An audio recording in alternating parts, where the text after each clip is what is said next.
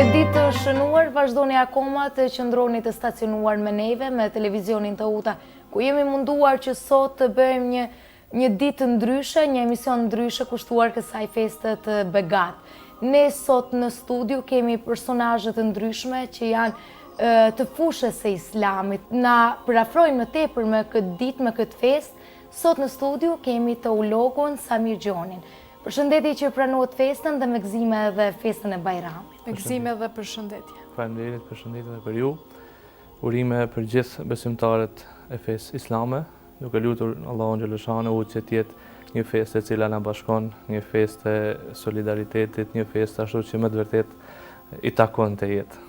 Kemi pasur nderin dhe kënaqësinë edhe këtë Ramazan gjatë emisionit të kemi të ftuar dhe të trajtosh edhe ti një temë për të gjithë ato shikues që na kanë ndjekur gjatë gjithë këtij muaji të shenjtë të Ramazanit, edhe ne jemi munduar të sjellim shumë gjëra kushtuar këtij muaji nga ana televizive, por më trego ti si një imam i ri, më trego si po ndjen Bajramin në këtë fushën dhe lamin tënde.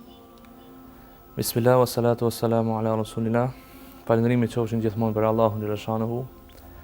Salavatet, përshëndetjet më të përzemërta janë mbi vullën e pejgamberin sallallahu alaihi wasallam, për familjen e tij të ndershme, libejtin, mbi shokët, sahabët dhe mbi gjithë njerëzit që me sinqeritet e kanë pasuar e pasojnë dhe do të pasojnë rrugën e tij deri në ditën kur dalin para Allahut për dhënë llogari. Me të vërtet, festa e Bajramit është ajo kulminantja e besimtarit apo e muslimanit, kur e mendon që pas një muaji kaq të begatshëm, kur e mendon që pas një muaji që për hir të Allahut xhaleshanehu është mundu të lë shumë gjëra. Edhe vjen një shpërblim në këtë dynja, siç është festa e Bajramit, që Allahu xhaleshanehu e bën vetëm për besimtarin. Do thotë, kalon një muaj Ramazan, inshallah, lut Allahun xhaleshanehu që Allahu të na i pranojë gjitha ibadetet. Edhe kjo është ajo kremtimi që Allahu xhaleshanehu i adhuron besimtarit. Që thot pejgamberi sallallahu alaihi wasallam, Allahu xhaleshanehu ju ka caktuar dy festa për ju. Do thotë që është festa e Fitr Bajramit edhe festa e Kurban Bajramit. Në të vërtetë është një ndjenjë e veçantë, sepse me të vërtetë njeriu njihet nëpërmes këtyre festave. Besimtari njihet nëpërmes këtyre festave. Edhe padyshim edhe për neve si imam, si hoxhallar është një ndjenjë e veçantë për faktin që jemi munduar, do të thotë, një muaj ditë që të angazhohemi si për veten tonë, do të thotë në fillim për veten tonë, që edhe shpërblimi të jetë tek ne, por atëherë vazhdojmë edhe tek tjerët, ta përcjellim atë mesazhin tonë. Edhe kur vim, do të thotë, në këtë ditë, me të vërtetë është një ndjenjë e veçantë për ne. Çfarë sjell me vetë festa e Fitr Bajramit? Çfarë me? Kjo festa jon e dashur sjell, siç thash në fillim, atë solidaritetin mes njëri tjetrit. Sjell atë bashkimin mes besimtarëve. Sjell atë që me të vërtetë na takon shihet tek ne. Çka? Fjala e mirë, vepra e mirë, bashkimi, shkuarja tek njëri tjetri, edhe pse e dim që në ditët e sotme pak fatkeqësisht i zbek kjo shkuarja tek njëri tjetri. Është fakt, ne duhet me thonë të vërtetën, mirë po ne jena në kohë që me ndryshu atë. Jena në kohë. Do të thotë me kthyllë herë në atë vendin ku i takon, me kthyllë herë në atë vendin ku ka qenë më herët, do të thotë që me të vërtetë ka pas më shumë vizita. Andaj ende jena në kohë që të mundohen më shumë me vizitu një tjetrin, se me të vërtetë është festë që i bashkon muslimanët, i bashkon besimtarët, duke i lënë anash, do thotë ato keqkuptimet apo fjalët e pahishme, duke i lënë gjitha anash ato që nuk na kanë hije. Edhe gjithmonë duke u bazu, edhe duke u fokusuar në atë që është festë e muslimanit. Ne do të kthehemi përsëri tek rëndësia e kësaj feste, por duam të shkojmë pak atje tek fillimet tuaja.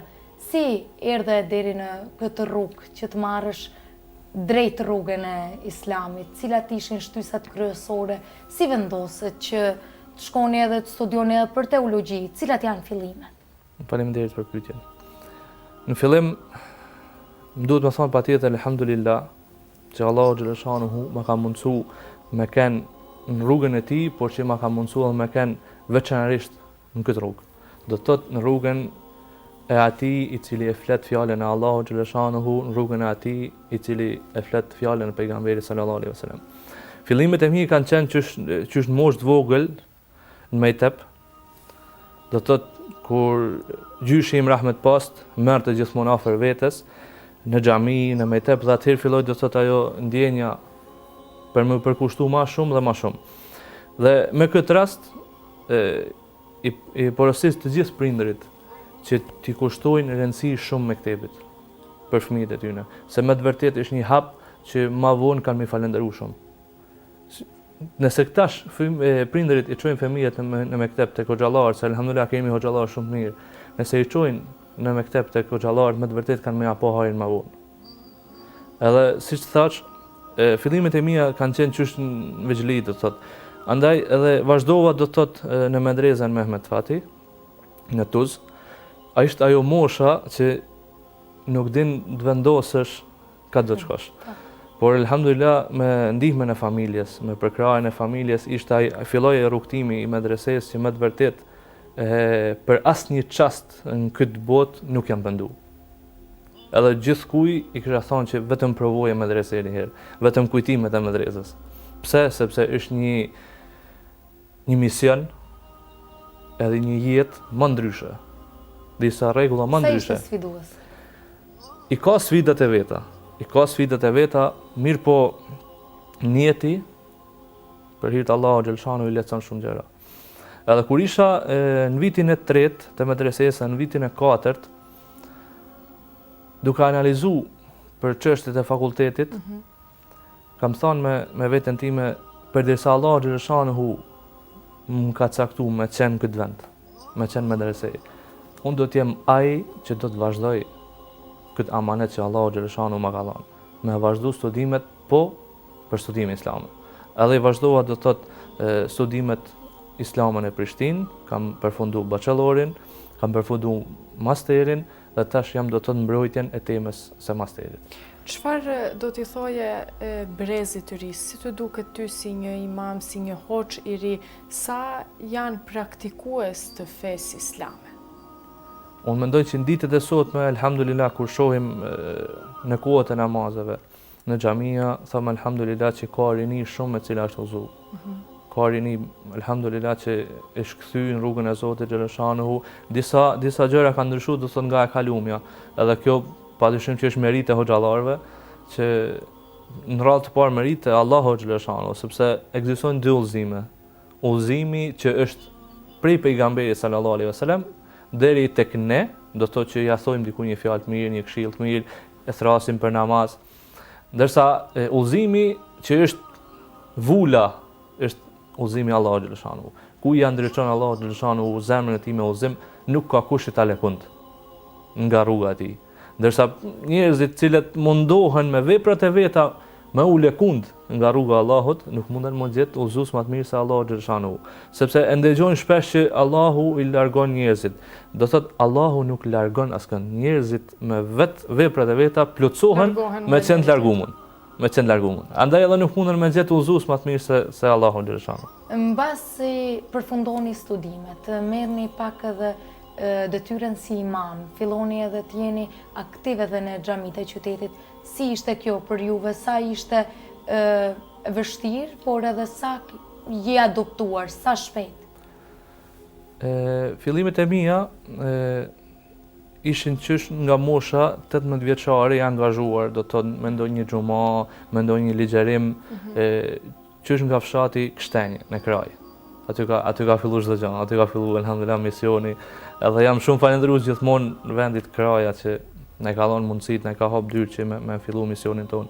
Edhe ashtu do të thotë kam vazhdu me ligjerime, kam vazhdu me hutbe dhe kam vazhduar 2 Ramazane isha në qytetin Münster të Gjermanisë. Edhe kjo ishte do të thotë ajo sfida e parë, e cila ishte ndoshta më e madhe ndër ato çka I kisha sfida unë. Në atë kohë për mua që ishin sfidë. Si ishte që të jesh jashtë vendit tënd, jashtë Ulqinit një muaj Ramazan atje të qëndrosh? Besoj që çdo gjë është ma ndrysh. Çdo gjë është ma ndrysh. Si ishte mikpritja? Mikpritja ishte e mirë, mirë po edhe mikpritjen duhet edhe ta fitosh, duhet edhe ta kultivosh, duhet edhe ta meritosh. Edhe alhamdulillah kam shkuar do të thotë herën e parë, isha do të thotë vitin e para kaluar. Edhe do të thotë kam qëndru vetëm do të muajin e Ramazanit, pastaj kam qenë prap vitin e kaluar.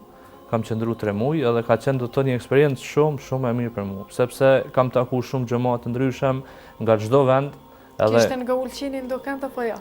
Besoj që kena pas edhe nga Ulqini. Edhe kur çfarë ndjenjë është ajo kur takon një vendas? Ashtu këtë desha më thon kur e shet dikën edhe me një person që ndoshta nuk e ke njohur, po vesh për faktin që e din që është nga qyteti jet ose nga i vendi jet, ta jep i afërt. Patjetër, ta jep atë ndjesinë thosë është një familjar tënd. Sa mendon që shqiptarët atje, meqense e përmend këtë pjesë, kanë ruajtur shqiptarët musliman, e kanë ruajtur këtë pjesën e islamit? Sa ishin të shumë, por edhe traditat. Po, e vërtet. Flasim për shembull për xhamin ku isha unë. Do të thotë elhamdulillah aty ka pas xhamat shumë, do të thotë xhamati jashtë xhamisë ishte bosnjak shqiptar. Edhe ligjërimi i hem ishte në 2 gjuhë. Edhe kur i shishe për shembull atë angazhim që kanë pas ata aty, do të thotë me forcat e veta arritën me ndërtu një xhami, me përfundu një xhami, edhe ajo xhami me umbush me shumë xhamat. Ajo është një arritje shumë e madhe për ta. Do të thotë njëjtën kohë që ishte edhe një ruajtje e traditës edhe e fesë. Po të kthehemi pak tash te Ulqini. Këtë vitin e fundit ishit më aktiv në qytetin tonë, ku ishin xhamit përkatëse që keni primë më tepër. Po. Do të thotë ka të bëj vetëm me xhamit e qytetit, në të cilën do të thotë i kam frekuentuar më shumëtit me ligjerime të xhumave, me ligjërata të ndryshme të tjera, me namaze dhe padyshim që kur je në vendin e vet, ta jep atë ndjesinë që një herë të kontribosh në vendin tënd, pastaj ti hapesh krahat edhe më gjatë. Po nga qyteti i Ulqinit tashmë njihesh si një imam i ri. Edhe nga tregove që rinia brezi i ri, por edhe moshët e dyta pse jo kanë filluar mjaft të sillen nga feja islame dhe të praktikojnë fenë. Më tregoni si ishte ajo ballafaqimi yt me xhamatin, me qytetarët e Ulqinit? Si të pritën ata ty si një imam i ri? Mënyra do të thotë se si xhamati do të thotë sillet me hoxhën, patjetër që është një mënyrë e respektit, sepse alhamdulillah hoxha gëzon një respekt tek këtë xhamati dhe kjo është merite e xhamatit, padyshim. Unë kisha thënë do të thotë që për secilën mosh, siç e theka më herët udhëzimin, udhëzimi nuk njeh mosh. Do të thotë njeriu mundet më udhëzu edhe në moshë të re, po mundet më udhëzu edhe një moshë që është pak më e thyrë se sa rinia. Edhe unë jam i atij mendimit që nuk është patjetër që ti je dietar që të falësh namazin. Nuk është patjetër që dish shumë për fe që ti je namazli. Edhe kjo do të thotë kjo kthehen tek udhëzimi i Allahut xhaleshanu, po por edhe mundimi i njeriu, do të thotë edhe interesimi i njeriu për të qenë i udhëzuar. Edhe kjo vlen shumë. Edhe për shembull kur isha alhamdulillah secilën moshë, secilën gjenerat, kjo është padyshim arritje për vendin tonë. Është arritje sepse me të vërtet kur je në fenë e Allahut xhaleshanu nuk mundesh me pas gjëra të dyta. Sa ishte ndjesia kur shihni që xhamia është plot? Cila është ndjesia vet prishtit, vet imamit? Besoni që është një ndjenjë shumë e veçantë. Vallahi alhamdulillah është një ndjenjë shumë e veçantë që nuk ka fjalë që ta përshkruajmë. Të paktën kështu e tham unë, edhe besoj që secili nga kolegët e thojnë atë gjë, kur e shohin do thotë që xhamia është plot e përplot, ta jep një ndjesi shumë të mirë, ta jep një vullnet që më vazhdu përpara mos më ndal. Se për shembull ti je imam, edhe ti je hoxh, nuk do të thotë që vetëm të kryesh një medrese edhe fakultetin. Çdo gjë fillon mbas asaj. Mbas këtyre fillon patjetër praktika, por normal edhe leximi, do thotë duke mos e lënë anash leximin. Përmende që ishit ligjërues për gjatë gjithë muajit të Ramazanit. Cilat ishin temat? Janë gjithmonë temat e përfshira kushtuar vetëm këtij muaji apo ishin temat e tjera dhe sa ishte edhe fokusi tek ligjëratat? Do thotë temat të cilat mbahen në muajin e Ramazanit, veçanërisht janë për muajin e Ramazanit, mirë po muaji i Ramazanit do të thotë mundet edhe na jep mundësinë që të prekim edhe aktualitete për shkakun që janë në vendin tonë. E që padyshim kjo ndikon edhe më shumë për shkakun tek njerëzit kur e shohin. Kur bën krahasime. Patjetër, kur e shohin për shkakun që kemi një aktualitet, një ngjarje, edhe ato e lidhim me fe. Pse? Sepse çdo aktualitet e gjendim fe, e gjen. Kupton? Do thotë feja flet për çdo gjë. Edhe thjesht më mundu, më fokusu në fe, më hulumtu, e gjejm këtë këto gjëra që ndodhin për shkakun tek ne. Cila do të ishte, për në fund, cila do të ishte një mesazh që do të jepje për festën ku ndodhemi sot, për festën e Fitër Bajramit, cila është vlera që ta përçojmë edhe për te ekranit për gjithë shikuesit? Një mesazh në të cilin kisha pas dëshirë me e përçu tek njerëzit është që kjo festë, siç e ceka në fillim, të jetë ajo festa të cilat i thyn ato barrierat që njerëzit kanë kriju nga njëherë mes njëri tjetrit. Pse? Se me të vërtet vjen një pikë që thu stop tash. Tash vetëm për hir të Zotit do na më e bën këtë gjë. Edhe kjo festa e Bajramit, e Fitër Bajramit, do të thotë që ndodhemi, që shpresoj që gjithë ta kenë prit me zemër të plot, ashtu siç dëshirojnë, të jetë ajo festa që ndryshon prej ditëve tjera. Do të thotë me i lan pak ato mendimet të cilat nga njëherë na hedhin gjana dytësore. Me i lan pak anash, edhe mu mundu mu fokusu në këtë festë. Mirë po kja mesazhi i festës nuk është vështirë këto 3 ditë, për shembull, ose 4 ditë. Jo, kjo ka të bëjë që me mu angazhu në këto ditë, që më vazhdu mas tyre ditëve. Që të marrim një bagazh nga këto ditë të shenjta. Gëzuar edhe njëherë festën e Fitër Bajramit dhe faleminderit edhe njëherë që ndave këto qaste të jesh këtu në studion e emisionit Bajramit. Faleminderit edhe nga ana ime. Gëzuar gjithashtu edhe për ju. Faleminderit edhe njëherë, ndërsa ju shikues të nderuar në këtë festë të Fitër Bajramit, shpresoj që jeni duke u kënaqur me programin ton maraton të kësaj feste. Qëndroni me ekranin e televizionit të UTA për të pasur mundësi për të ndjekur edhe shumë tema të tjera.